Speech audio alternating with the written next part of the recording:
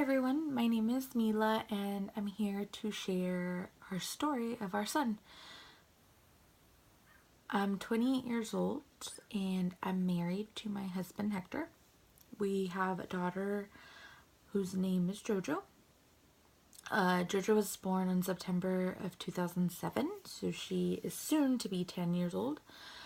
And after we had Jojo, we both decided that we did want more children. It was just, we knew we wanted more kids. We loved Jojo and couldn't imagine our life without her, and we loved being parents. And we just tried and nothing ever happened. So we struggled with infertility for over 7.5 years. And nobody really knew. It was a very close circle of people who knew, and it was just like my best friend and a couple of other friends, but not even my family, not his family, nobody knew. So we struggled with infertility, and we just kind of, in the beginning of 2017, we conscientiously decided, you know what, it's just not going to happen. And we kind of stopped trying and we gave up. And then May 4th of 2017 rolled around, and I took a pregnancy test and it came back positive. It said I was pregnant. And I was in shock. I couldn't believe it. I really, in my mind, thought I would never be a mom again. I would never get pregnant again. And then this hit me, and I'm like, am I dreaming? Is this real? I think that whole day I pinched myself a good dozen times to make sure it was not a dream and that I wasn't going to wake up. Or that I was going to wake up and that it would all be gone. But it was real. It was not a dream. And everything was perfect. We were so happy. We were so excited. We couldn't believe it, but we were so excited. And we had all our appointments. Everything was great. We found out in July we were having a boy. And our son was perfect. He was developing perfectly size-wise. We had our comprehensive ultrasound at 20 weeks, and all his organs were developed. There was nothing to worry about. He was healthy, and I was healthy, and everything was great. And then August 11th of 2017 rolled around, which was a Friday, and I was getting ready for work that morning, and I know I reached over to get, I was doing my makeup and I reached over to get something, and I had this, it wasn't like a pain, but it was like a uncomfortable, almost stretching feeling in my pelvic area. And I worried a little bit, but as soon as I got up, it went away. So I kind of figured, well, maybe it was just the way I was sitting. So I just, forgot about it, went to work. I stand all day at work, so I didn't have any problems. Then when I went to lunch and I went to sit down is when I had that feeling again. And then I'm like, okay, maybe I should call my doctor and find out. I had Googled kind of like my symptoms and stuff, and it pretty much said it was normal. It's just that your ligaments are stretching and making room for the baby. And so when I called the doctor, the doctor's nurse basically told me the same thing. That I was 21 weeks and that at that point baby was getting bigger and my body needed to stretch and make room for the baby. And that it was normal to be a little bit uncomfortable, but as long as I was having no bleeding and no contractions, everything is fine. And that what I can do to minimize that pain and discomfort is to get a support belt. So on Sunday, I went and bought a support belt. And to be quite honest, it helped a tiny bit. It did not make a huge difference. But I was like, I'm just going to wear it, see if I feel better. Monday, August 14th, I was again getting ready for work, and I just felt so uncomfortable. I felt like I had to pee, but nothing, I didn't really. And it was just, it just felt like a lot of pressure at that point. I put on the support belt. It helped again a tiny bit, but it didn't make a big difference.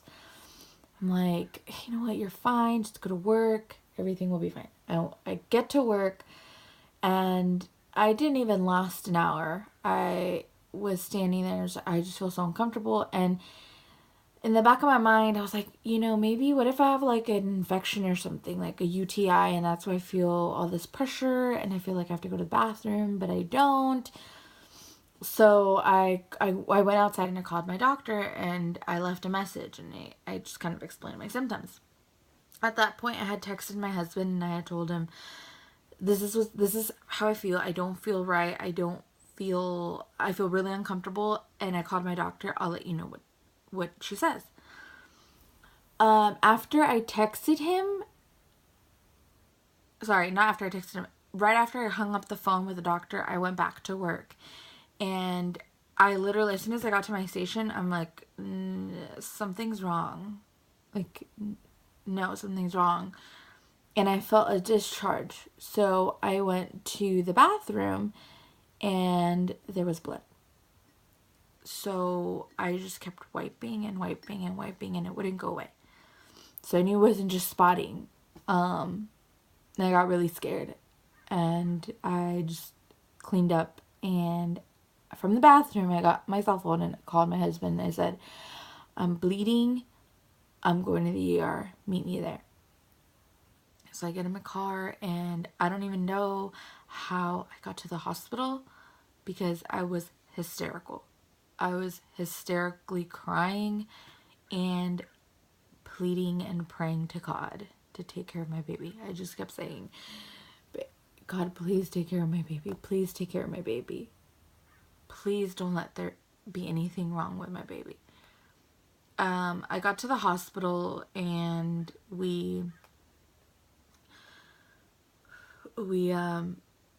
I was taken upstairs to the antepartum area of the delivery floor, and I got checked in, and the nurse finally brought over she asked me a bunch of questions first, how much I was bleeding and all that, and I was getting really irritated because I don't know how much I'm bleeding. I just know I'm bleeding. And she brought over the device to listen to the heartbeat, and we heard his heartbeat, and it was normal. It was fine. And I think she said, "Oh, strong heartbeat sounds good." And that, to me, I felt so relieved. I was like, okay, this could be something so minor. We're gonna be okay. He's gonna be okay. I'm sure it's nothing. I was reassured. I felt like I was reassured by her saying, everything's good. About like 15-20 minutes later, the doctor comes in, and he's the specialist in our town. He was the one that was on call at the time. So he came in, and he came in with the ultrasound machine. And he just said, let me just make sure that you're not dilating. I'm going to do an ultrasound. And he starts the ultrasound, and my husband's standing kind of where he can see the screen of the machine. And I think I asked him, is he moving? And he said yes. And then on the machine, you can see the heart flicker. And he said that he saw the heartbeat. He saw him moving. And after that, again, I felt kind of relieved. I was like, okay, he's moving. He's there. And the doctor turned off the machine, and then he said he was going to do a pelvic exam. And that exam hurt so bad. I've never had an exam hurt that bad, but it was really painful. And he finishes up. He kind of just puts his head down, turns around, takes off his gloves, and walks over to the sink and washes his hands. And at that time, I turn around to look at my husband, and I could see my husband. he had like this face of worry. I think because the doctor didn't say anything. And so the doctor turns around towards us. He has his head down and he says, "I'm sorry, but for some reason your body's trying to miscarry the pregnancy." And I heard him, and all I could do was cry. I didn't know what to do, and I started crying, and my husband started crying, and I remember crying for like a minute, maybe, if that. And I wiped off my tears and I said, "Okay, what do you need me to do?" And I think about that now, my reaction. And it's like I'm trying to save the doctor from feeling uncomfortable watching me cry. Like I need to be strong for him. No, I'm not. He told me that I had two options. I could either take a pill, which would help me miscarry my son faster, or I could wait for my body to do it naturally, in which the process had already started. But I could wait for my body to do it naturally, but that could take up to 2 days. And I asked him, "There's nothing you could do?" And he said, "No, because even if he was born breathing, he was still alive at the time, and even if he was born alive, that because he was only 22 weeks, his lungs weren't developed enough, and he would probably just take a couple breaths and pass away. That if it would have been 2 to 4 more weeks more, there would have been a chance to save him." And then I asked him why this happened to us, and he said it could have been an infection, it could have been you have a weak cervix, or we just will never know. But there's nothing you did wrong, there's nothing you did, and there's nothing you could do to change it. The doctor left at that point to give us a few minutes to decide what we wanted to do. And I just looked at my husband and I said, "Tell me what to do. I don't know what to do. Please tell me what to do. I don't know." And he said, "I'm sorry, but I don't know what to do either." I didn't know what to do because the pill would get me in and out and get it over with.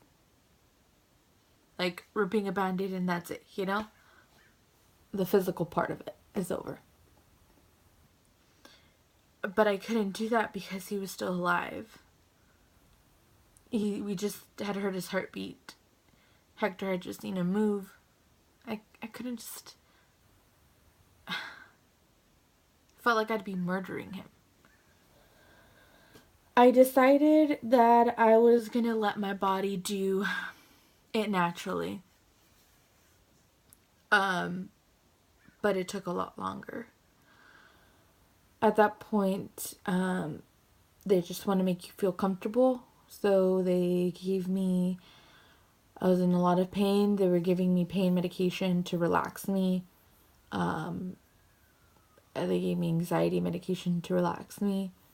And at that point, I had my husband call our family and my best friend. My daughter was with my mother-in-law, and I told him to call his mom, but to make sure she didn't tell Jojo anything, because I wanted to take him from us, to just bring her to the hospital. When Jojo got there, we asked for time alone for the three of us so we could tell her. And I just said, your brother's not gonna make it. And she kind of just, I think in her mind she was like, what? And she looked at me, she's like, well, maybe there's something we could do, or something they could do. Maybe God will let us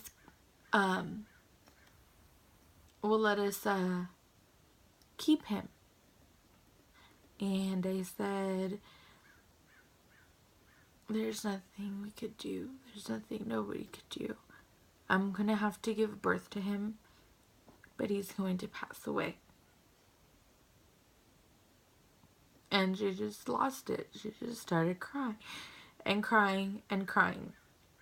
And anybody who has kids, I'm sure you can relate to this.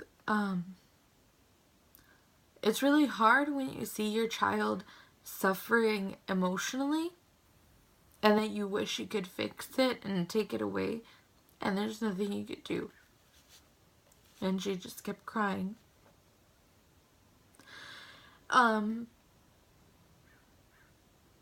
the three of us just tugged each other and we all cried. And I tried to convince her in the best way I could that everything was going to be okay. That was Monday, the 14th. After my water broke, because my water broke fairly after I got checked into the hospital, I was at a standstill. Nothing was moving along. I was about 6 centimeters dilated, and I kind of just stopped at that point.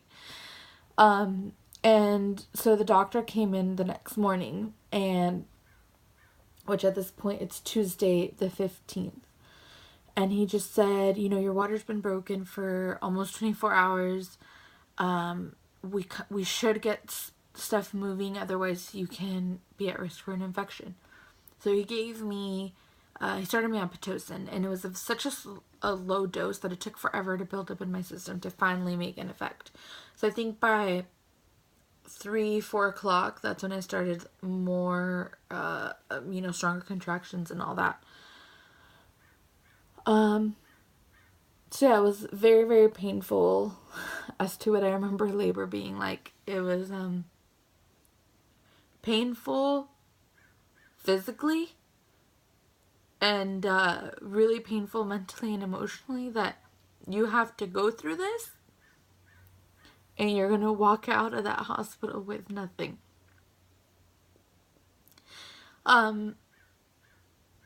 My son was born on August 15th, 2017 at 7:45 p.m. Abel weighed 1 pound 3 ounces and measured 10 inches.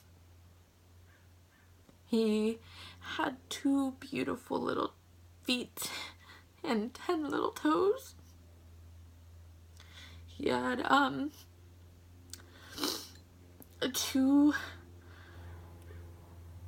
long hands and 10 skinny long fingers. He had his daddy's nose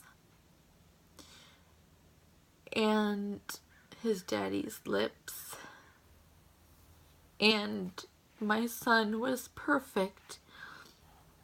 He was so beautiful and so silent.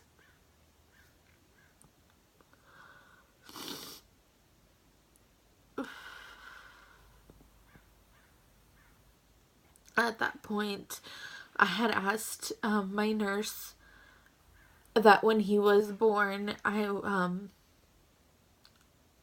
wanted alone time. Hector, Jojo, myself, and Abel. I wanted the 4 of us to be alone. Jojo had decided she didn't want to meet him. I left it up to her, and she decided she did. And she met him, and it was a bittersweet moment. It was a beautiful moment because I had my family, the four of us, but we weren't gonna get to take him home.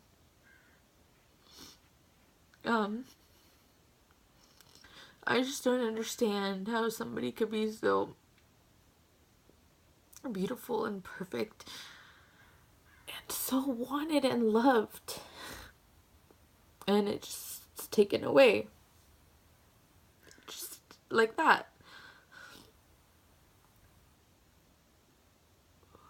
We really wanted him for a really long time, and it felt like we were finally getting him. But now he's gone again.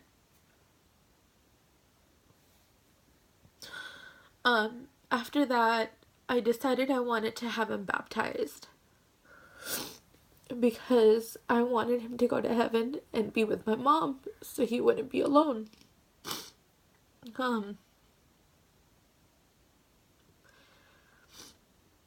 Which my faith and all that's a different separate video, but we gave our family who was there and friends the opportunity. If they wanted to meet him, they could. It was their decision, and everybody decided to meet him. And my son was already so loved by everyone, and it just sucks that this is how it happened, that we all had to say goodbye and we didn't even get a chance to say hello.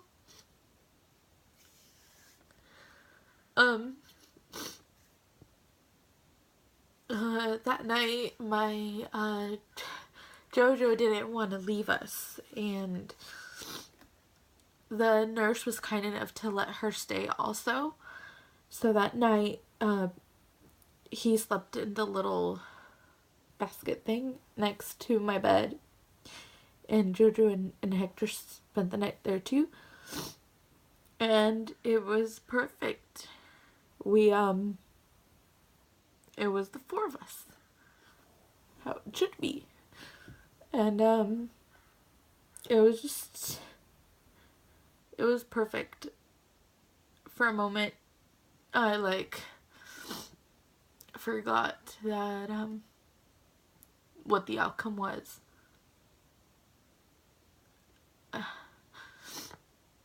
I got discharged on Wednesday, the following day. That day was hard because I think you're in the hospital and you're shocked by everything, but you're constantly being bombarded by the nurses, the doctor, and your family, and it doesn't hit you as much as when you have to say goodbye, when you realize this is the last time I'm gonna see him. This is the last time I'm gonna hold him and kiss him and hug him. It's the last time.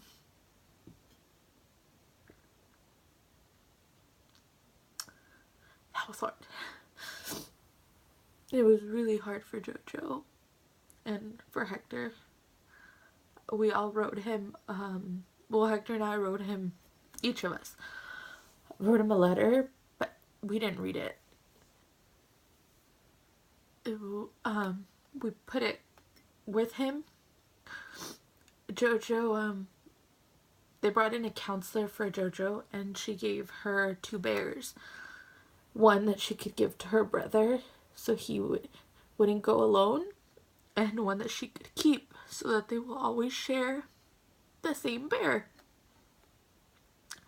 And Jojo drew a picture for him.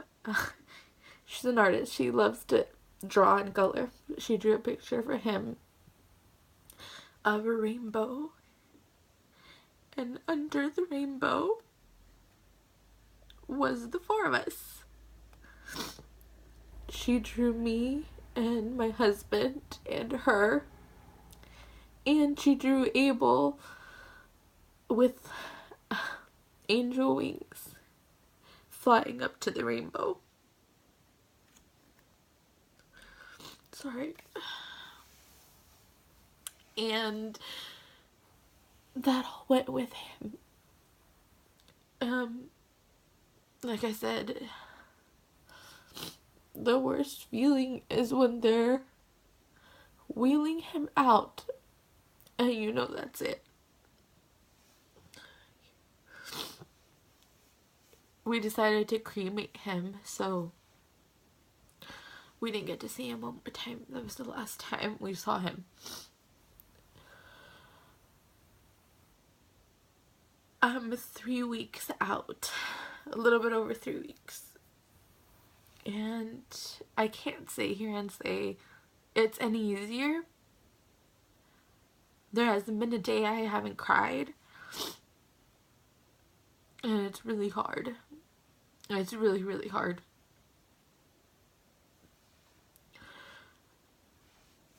But I know I can't give up.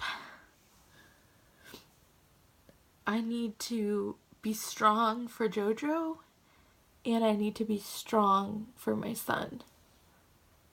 I want him to be proud that we're his family, for him to be proud that I'm his mom, and I'm not gonna give up. And as silly as it sounds, I know he's with me. I know. I asked one night, I was talking to him, and I said, please let me dream you. I don't want to forget. And I know I'm never going to forget, but come to my dreams and bring me peace. So the next morning I wake up, I feel happy that you were in my dream. And sure enough, that night I dreamed him. And last week, Jojo heard that whenever you see a butterfly or a rainbow, that sometimes that means it's a loved one trying to say hello. And she said she was at school. It was her first week of school, I think. And she was playing in the playground. And that there was this butterfly, this orange butterfly that was just kind of hanging out. And she said, I know that was my brother. That was my brother. He was there. And I just kind of looked at her and was like, oh, really? Okay. And the very next day, I came home, I think from dropping her off at school. And I'm walking towards my front door. And there's a butterfly, an orange butterfly. And I looked at it and I said, is that you, Abel? And it just came towards me, and it just kind of circled around me, and then it flew away. It's like, I know that was him. Right now, I am filming in front of my window. This is now the 3rd time I've tried to film this video.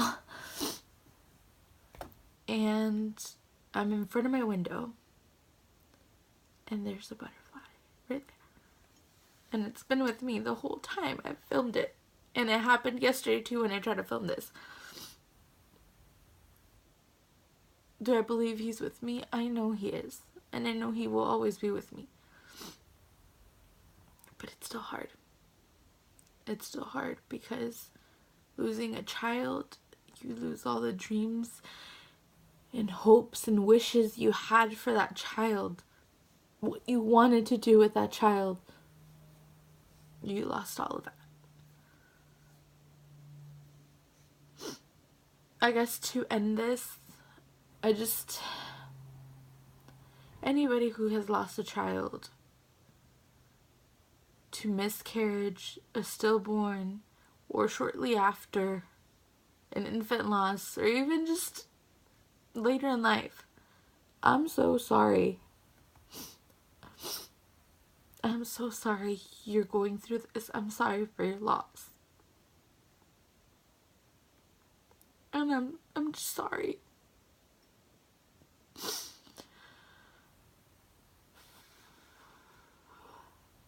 But we will have better days.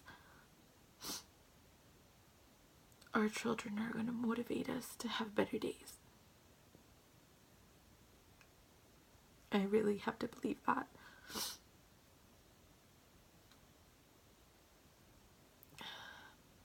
Thank you so much for listening to my story.